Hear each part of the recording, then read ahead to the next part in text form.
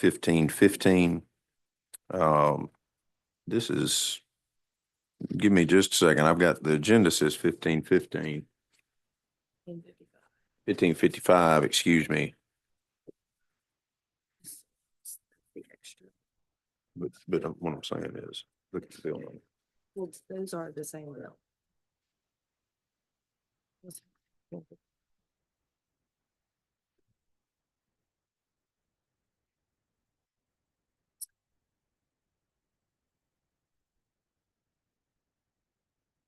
So, give me just a second. We've got chairman dysfunction here starting this meeting.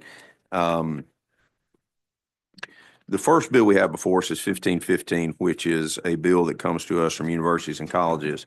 If I would have just listened to council, I would have been a whole lot better off today. This bill is addressing curriculum alignment task force to make recommendations on alignment of curriculum at the secondary and post-secondary levels throughout the state.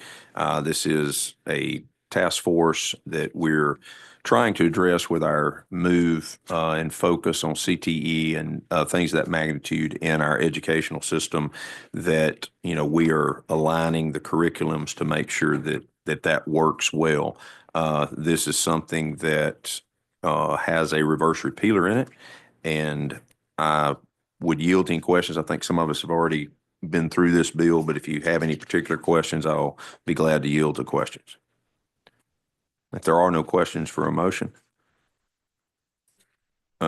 motion is title sufficient to pass as amended. All in favor say aye. Any opposed? And the ayes have it. That bill will be reported out. Do you have 302 in front of you? Okay, I apologize. That's where I got a little confused. House Bill 302 was assigned, I believe, to this committee and to appropriations. After passing this committee, it went to appropriations. There was an amendment or two in appropriations. And so it comes back to us, this being a deadline day. I would like for us to consider passing this as amended from appropriations. The words that have been removed, does everybody have this, or is it? Okay. The words that have been removed are "and other appropriate business and industry stakeholders."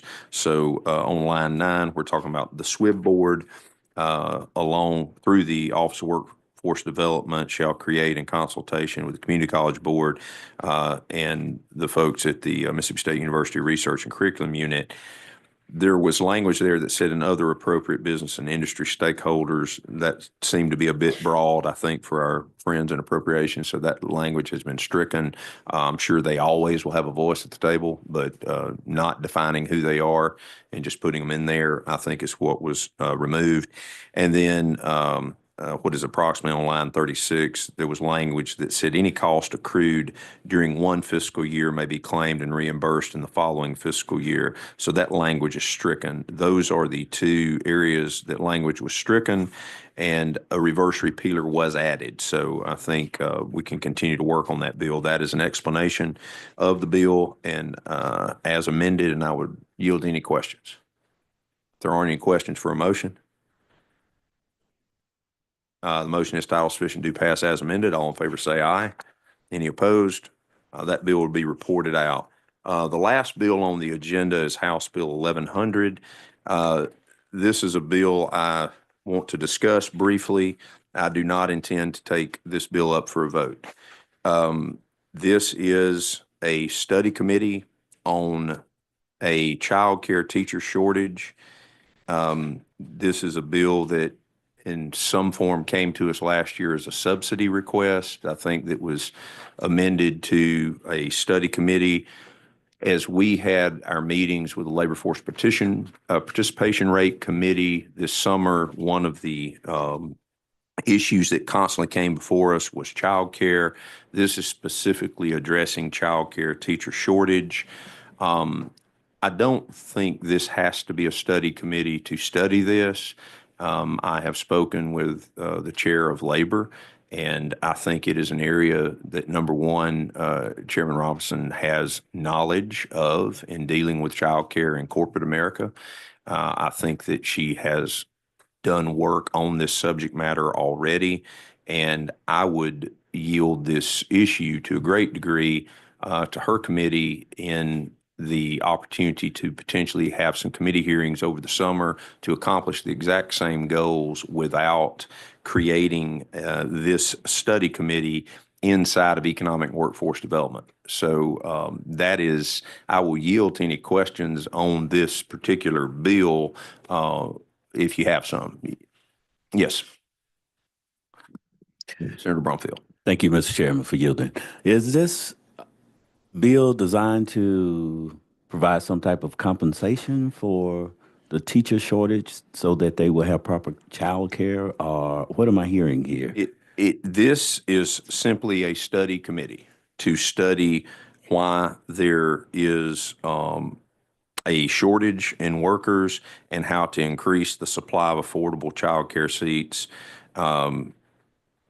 while also recognizing educators for their ongoing efforts to improve early education and care system. Again, this is partly in the education sphere. This is partly in the labor sphere, but this is something we're already addressing.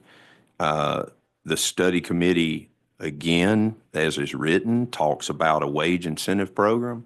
The chair is not inclined to subsidize child care workers in the state of Mississippi.